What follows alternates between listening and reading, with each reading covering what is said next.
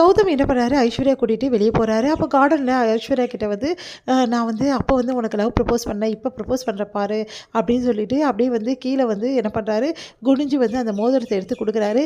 "இந்த Aishwarya, I love you. உன்ன நான் ரொம்ப விரும்புறேன். கௌதம் எவ்வளோ சர்ப்ரைஸ் குடுக்குறீங்க. உண்மையிலேயே எனக்கு ரொம்ப சந்தோஷமா இருக்கு. நான் பழையபடி வந்து உங்க கூட காதல எதிர்பார்க்கவே பார்க்கல. நீங்க இந்த அளவு என் மேல இவ்ளோ அன்பு வச்சிருக்கீங்களா?" அப்படின்னு சொல்லிட்டு என்ன பண்றாங்க, அந்த மோதிரத்த வாங்க போறாங்க.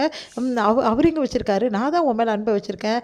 அப்படின்னு சொல்லிட்டு அப்படியே வந்து ஒரு ஆல்ரெடி வந்து ஐஸ்வர்யா தூக்கின்னு போனா அந்த ரவுடி வந்து மறைக்கிறாரு அப்படியே ஐஸ்வர்யாவை.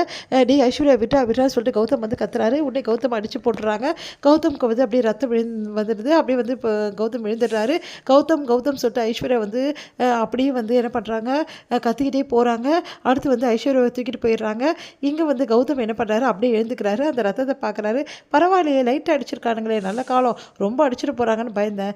அப்பா இந்த ஐஸ்வர்யா தொல்லை ஒழிஞ்சுது, எப்படியோ அவனுங்களை தூக்கின்னு போக வச்சுட்டேன். இதுக்கப்புறம் வெளியே ட்ராமா வந்து ஸ்டார்ட் பண்ணுமே, எப்படி ஸ்டார்ட் பண்ணலாம் அப்படின்னு சொல்லிட்டு யோசிக்கிறாரு. அடுத்து வந்து இங்கே என்ன பண்ணுறாங்கன்னா, நம்ம மகா வந்து துணியை அயன் பண்ணிகிட்ருக்காங்க. அப்போ வந்து ஒரு பட்டன் வந்து காணும் சூர்யாவோட ஷர்ட்லேருந்து.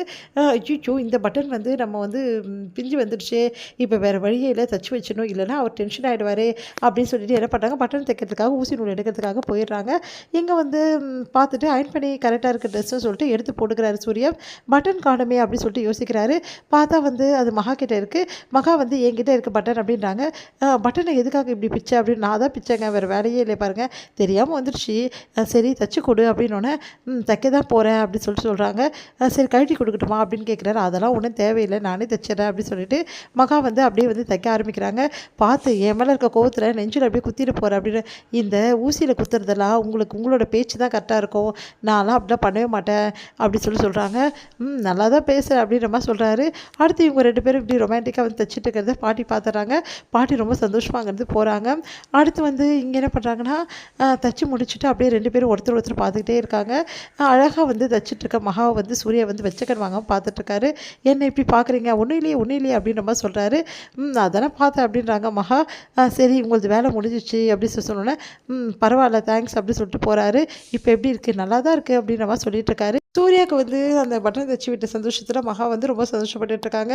இங்கே வந்து பாட்டி வந்து இதை பார்த்துட்டு போயிட்டு தாத்தா கிட்ட சொல்கிறாங்க, கண்டிப்பாக வந்து சூர்யா மகாவை சீக்கிரமாக வாழ ஆரம்பிச்சிடுவாங்க, எனக்கு அந்த நம்பிக்கை இருக்குது அப்படின்னு சொல்கிறாங்க. சரி இப்போ ஒருத்தரோட வாழ்க்கை ஆரம்பிக்குது, ஆனால் ஒருத்தரோட வாழ்க்கை முடிய போகுது அப்படின்ற மாதிரி சொல்கிறாரு. என்னங்க சொல்கிறீங்க அப்படின்னோடனே, யாரோட வாழ்க்கை ஆரம்பிக்குது, யாரோட வாழ்க்கை முடிய போகுது அப்படின்னு சொல்லிட்டு கேட்குறாங்க. இல்லை முடியல, முடியும்னு நினைக்கிறேன் அப்படின்ற மாதிரி சொல்கிறாங்க.